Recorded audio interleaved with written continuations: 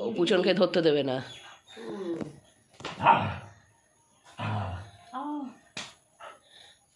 দিভাইকে মেয়েছে।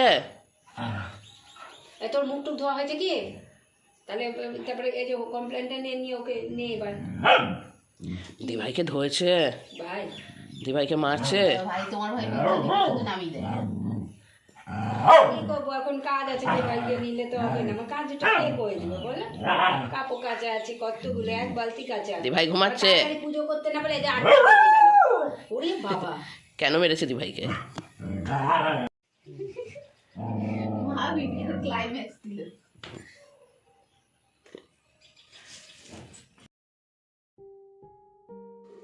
Good morning বন্ধুরা, কেমন আছো সবাই? আশা করি সবাই খুব ভালো আছো, কিন্তু আমি ভালো নেই। গতকাল রাত্রিবেলা, গতকাল তো ডাক্তার দেখাতে গিয়েছিলাম, তোমরা জানোই। গিয়েছিলাম এই সর্দি কাশি এইগুলোর জন্য, যেগুলো কমছে না বা জ্বরটা ঘুরিয়ে এসেছিল, সেই সমস্তগুলোর জন্যই তো ওষুধ নিয়ে এসেছি। এসে রাত্রিবেলা না, শনিবার রাত্রিবেলা যেই শুয়েছি, হঠাৎ করে কি কাঁপুনি দিয়ে জ্বর, আমি বলে বোঝাতে পারবো না, এত কাঁপুনি। 2-3টে চাদর গায়ে দিয়েও আমার কাঁপুনি সেই কমছে না। তো কাঁপুনি যে কমছে না, কি করব তারপর? তখন মাকে ডাকলাম, তো মা এসে গায়ে হাত দিয়ে দেখলো অনেকটাই জ্বর আছে, থার্মোমিটারে চেক করলো, দিয়ে সঙ্গে সঙ্গে আমাকে একটা প্যারাজাইসিক দিল। খেয়ে দিয়ে শুয়েছি, তো ঘুম তো আসছে না, প্রচণ্ড ঠান্ডা লাগছে, কাঁপুনি দিচ্ছে। দিয়ে মোটামুটি 1টা-1:30টার দিকে দেখলাম শরীরটা নর্মাল হলো। তখন গায়ে টেম্পারেচার নাই, কিন্তু ঘামছে না শরীর, জানো। শরীরটা একটু নর্মাল হলো, তারপরে ঘুমালাম। কিন্তু সকালবেলা ঘুম থেকে উঠেই, রবিবার দিন সকালবেলা উঠেই দেখছি শরীর প্রচণ্ড খারাপ করছে, কোনো এনার্জি পাচ্ছি না, জোর পাচ্ছি না, কিছুই পাচ্ছি না। তখন ভাবলাম যে এইরকম শরীর নিয়ে যদি অফিসে যাই, তাহলে তো আমাকে কিছুক্ষণের মধ্যে আবার ঘুরে চলে আসতে হবে। আমি তো কোনো কাজই করতে পারবো না, বসে থাকতেও পারবো না। শরীর এতটাই খারাপ করছিল, তারপর হালকা হালকা গা গরমও ছিল। এইবার মেয়ে তো এসেই দেখেছে মায়ের শরীর খারাপ, তো সঙ্গে সঙ্গে মাথা টিপে দেওয়া, মাথায় জলপট্টি দেওয়া, সব কিছু করতে শুরু করেছে।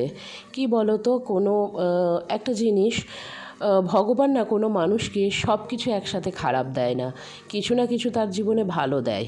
আমার জীবনে হয়তো স্বামী শ্বশুরবাড়ি খারাপ ছিল, খারাপ মানুষ ছিল তারা, কিন্তু ভগবান মেয়েটা আমাকে কিন্তু, বলতে হয় না, বললে হয়তো পরবর্তীতে ঢেলা বেরোবে কিনা জানি না, কিন্তু আমি ভাগ্য করে পেয়েছি। কারণ আমার শরীর অসুস্থ হলে এইটুকু বয়স থেকেই ও আমার যতটা সেবা করে, সেইটা আমি নিজে কল্পনাও করতে পারিনি যে এইটুকু বাচ্চা মেয়ে আমার মাথায় জলপট্টি দিয়ে দেবে, আমাকে খাবার খাইয়ে দেবে, আমার মাথা টিপে দেবে। তাই তো তোমাদেরও সবাইকে বলি, কোনো সময়তে যদি দেখো জীবনে অনেক কিছু খারাপ হচ্ছে, তাহলে ভেবে রেখো যে তোমার জীবনে নিশ্চয়ই এমন কিছু ভালো আছে, যেটাই এই সমস্ত খারাপকে ছাপিয়ে যাবে। পুচন আমাকে মাঝে মাঝেই বলে, মা তুমি মানুষ চিনতে ভুল করো, খারাপ মানুষগুলোকে ভালো ভেবে বসো। কিন্তু না, মেয়ের ব্যাপারে কিন্তু আমি ঠিকই ভেবেছি। বাকি মানুষগুলোকে হয়তো খারাপগুলোকেই ভালো ভেবেছিলাম ঠিকই, কিন্তু মেয়েটা কিন্তু ঠিক চিনেছি। কি বলো?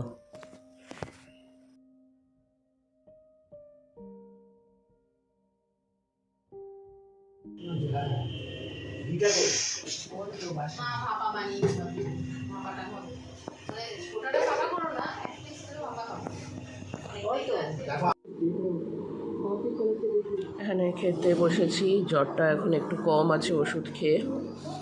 তো যেহেতু ইলিশ মাছ এনেছে, সেহেতু ইলিশ মাছের ভাজা দিয়ে তেল দিয়ে খেতে ইচ্ছে করলো, তাই একটু ভাত। আর এইদিকে বাটিতে ওটস আছে। আর পুচন আর বোন ওদিকে খেতে বসেছে। তো বোন খেতে খেতে উঠে গেল পুচকোটাকে দুধ খাওয়াতে। মা ওইটা ভূত, ভাত মাখলি, তোকে আমি মাছ বেছে বেছে দিচ্ছি। হ্যাঁ, এখানে আবার কী হচ্ছে? ডবল ভাত কেন?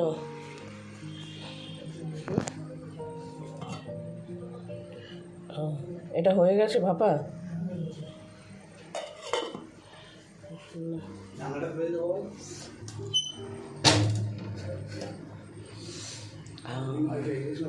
মাথা দিয়ে কচু শাক, মাথা দিয়ে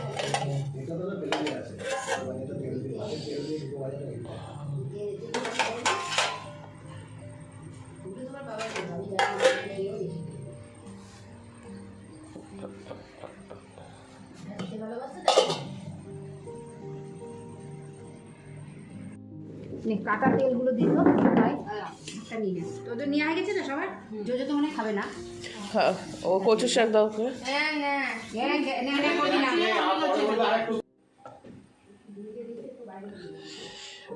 খাওয়া দাওয়া কমপ্লিট, খাওয়া দাওয়া করে আসলাম, এখন 3:30 বাজছে। মানে আজকে সেই সকালবেলা খাবারটা খেয়ে এসে যে শুয়েছিলাম, ঘুমিয়ে গেছিলাম। শরীর এতটা খারাপ করছিল, মাথাটা এখনও যন্ত্রণা করছে, চুলটা বেঁধে রাখতে পারছি না, বেঁধে রেখে ছেড়ে দিলাম। এত মাথা যন্ত্রণা করছে প্রচণ্ড কিছু, মানে এরকম করে দিলে না ভীষণ আরাম লাগছে, কিন্তু এত মাথা যন্ত্রণা করছে।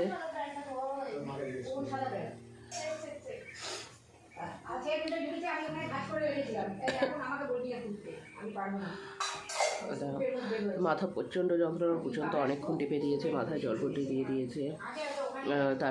তারপরে আমি যখন ঘুমিয়েছি, তারপরে ও এদিকে গিয়ে ঘুমিয়ে গেছিলো। আমি ঘরে শুয়েছিলাম।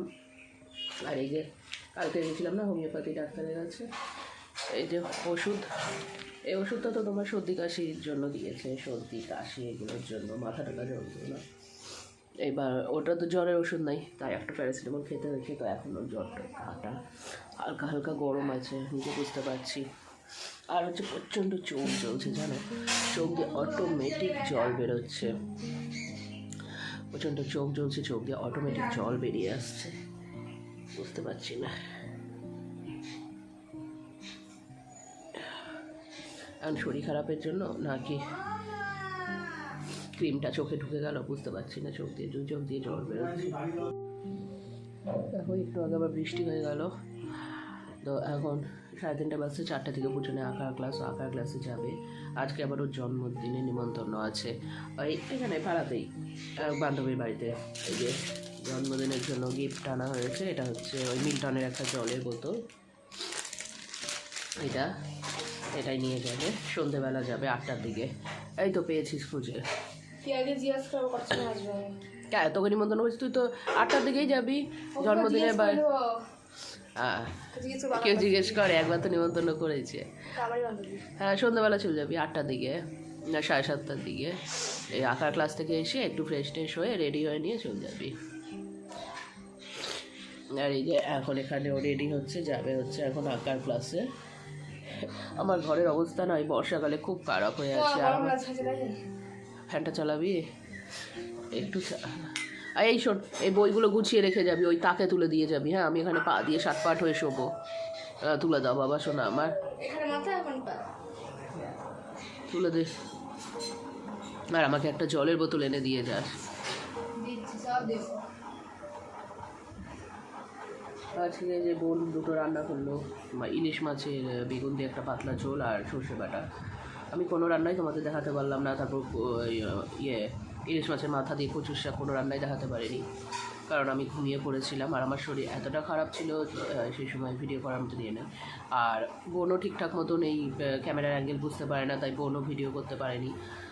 আর পুজনও তো ঘুমিয়ে গিয়েছিলো আরেক ঘরে, তার জন্য হয়নি ভিডিওগুলো করা। এই চাদর ঠিক কর, চাদরটা টান কর। তুই চাদরটা ধরে টেনে তুললি, তাই গেঞ্জি এটাই পরে চল যা, গেঞ্জিটা ভালো আছে, শুধু চুলটা বেঁধে নে। বিনুনি, হ্যাঁ বিনুনি করে নাও। এবার আমি একটু রেস্ট করি মানে শোবো একটু। ঘুম তো হবে না, একবার ঘুমিয়েছি যেহেতু, অনেকক্ষণ ঘুমিয়েছি টানা, ঘুম হবে না এখন, একটু শুয়ে রেস্ট করে নিই। তারপর তোমাদের সাথে আবার সন্ধ্যেবেলা কথা হবে। মেয়ের জন্য এই ফ্রকটা আমি কিনেছিলাম অনেক দিন আগেই, জানো, ও পরতো না, তো আজকে না জোর করে আমি পরালাম। ফ্রকটা না খুব সুন্দর, সবুজ রঙের, কি সুন্দর গোল্ডেন কাজ করা। তো আজকে জোর করে পরিয়ে দিয়েছি, সাজিয়ে গুছিয়ে দিচ্ছিলাম আমার মতন করে। না, উনি হালকা সাজবেন, আমি অবশ্য খুব একটা ভারী সাজাইনি, একটু সাজিয়ে দিচ্ছিলাম, কারণ শরীরটা তো ঠিক ছিল। তো উনি যাবেন জন্মদিনের পার্টিতে, তাই সাজুগুজু করছে।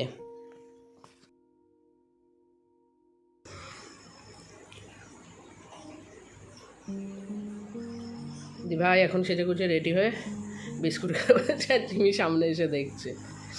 ওই সরে যা, তোর এই বিস্কুট ভালো না তোর জন্য। যা সরে যা। মিষ্টি বিস্কুট সরে আসো, দিদু দিবে মার কিন্তু। সর, আমার হাত থেকে নিয়ে নেয় বিস্কুট। হাত থেকে বিস্কুট নিয়ে নেয়, হ্যাঁ নিয়ে খেয়ে নেয়। হ্যাঁ, আমি তো যেটুকু বললাম যে যেটুকু হাত থেকে বিস্কুট সরা। তাই তো। সেদিন রেখে দিচ্ছি, আমি খেয়াল করে নিচে নিচে নিয়ে করে হাতে করে নিয়ে আসছি, কেবল হাত থেকে নিয়ে খেয়ে নিচ্ছে। নিয়ে খেয়ে নিচ্ছে, তাই করে, খুবই দুষ্টু। মিষ্টি মিষ্টি করতে খাওয়াটা ঠিক না। তো বললো যে আমি আসলে তারপরে নে, জুতো ঠিক লাগছে তো। কি তুলি দিয়ে আসবে? হ্যাঁ তাই তো বললো, তো আসতো, চলে আসবে। চলে আসবে এখনই তুলি? চলে আসবে, বলে বেশিক্ষণ ঘুরবো না, কারণ কাছে পিকনিক আছে কোথায়। তুলিকে তো ফোন করলাম, ধরলো না। আচ্ছা, এই যে সাজুগুজু করেছে, একটু দূরে দাঁড়া সবাইকে দেখাই। আচ্ছা, কেমন লাগছে তোমরা অবশ্যই কমেন্ট করে জানাবে। আমার সুন্দরী কমলাকে আমি সুন্দর করে সাজিয়ে দিলাম, কিন্তু তার পছন্দ না, সে বান্দর করে সাজলো। একটু হাস। জেমে বাইরে দিকে চোখ লাগাবে না। আমি লাগিয়ে দিচ্ছি, দাঁড়া।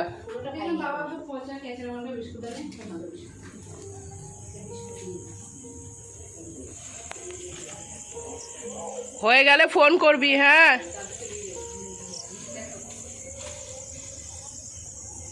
টাটা।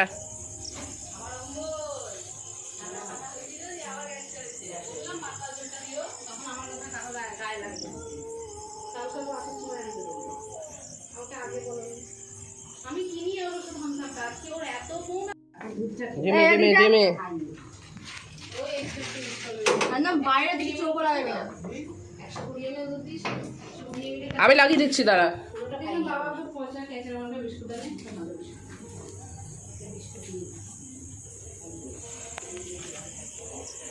হয়ে গেলে ফোন করবি, হ্যাঁ?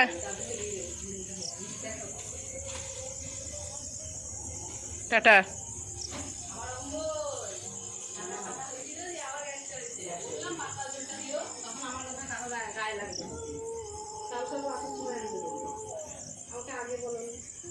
আমি কিনি ওর সাথে ধামসাটা, আজকে ওর এত ফোন।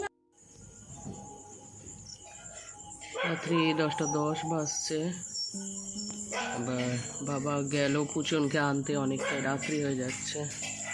এই সামনেই বাবা, আমাদের এই গলিটা ঘুরেই বাঁ দিকেই দেখো, এই দিকে উপরে আলো জ্বলছে, দেখতে পাচ্ছ একটা বাড়িতে, ওই বাড়িটাই হচ্ছে। এবার ওকে আমি বলেছিলাম তোর হয়ে গেল আমাকে ফোন করবি, কিন্তু এখনও ফোন করেনি। আসলে বন্ধু বান্ধব বান্ধবী সবাইকে পেয়েছে, যে ওইখানেই আড্ডা মারছে না কি করছে। তো 10টা বেজে গেছে, সেহেতু বাবাকে বললাম একটু নিয়ে আসতে, গিয়ে বাইরে থেকে ডাক দেবে, নয় কাউকে বলবে ওকে ডেকে দিতে, যে খাওয়া হয়ে গেলে নিয়ে চলে আসবে। আর সেই দিনের জন্মদিনটা তো একদম বাড়ির সামনেই ছিল, সেটা ছিল না, অসুবিধা নাই। কিন্তু এটা বাড়ির সামনেই, তবে একটু দূরে আর কি, মাঠের বাইরে।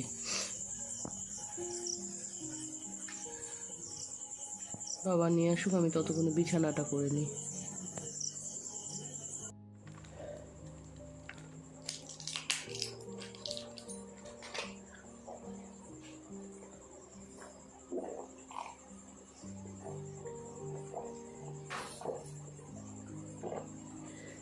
চলো তাহলে একটা ওষুধ খেয়েই আজকের ব্লগটা এখানেই শেষ করছি। সবাই খুব ভালো থেকো, সুস্থ থেকো, সাবধানে থেকো। আজকের মতন টাটা, দেখা হবে আবার আগামীকাল।